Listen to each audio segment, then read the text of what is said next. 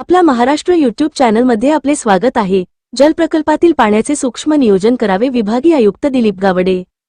कालवा सल्लागार समितीच्या बैठकीत ठरले रब्बी उन्हाळी पाण्याचे नियोजन। छत्रपती संभाजीनगर दिनांक 25 नोव्हेंबर 2024 विमाका छत्रपती संभाजीनगर विभागातील प्रकल्पातील पाण्याचे सूक्ष्म नियोजन करावे अशा सूचना विभागीय आयुक्त दिलीप गावडे यांनी आज दिल्या।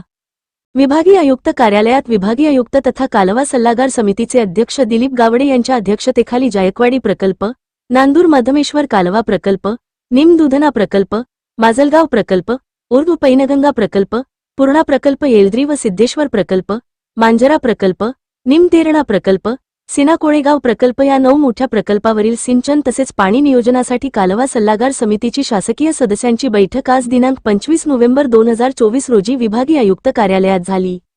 यावेळी दूरदृश्य प्रणालीद्वारे संबंधित जिल्ह्याचे जिल्हाधिकारी, महानगरपालिका आयुक्त तसेच संबंधित विभागाचे प्रमुख अधिकारी उपस्थित होते।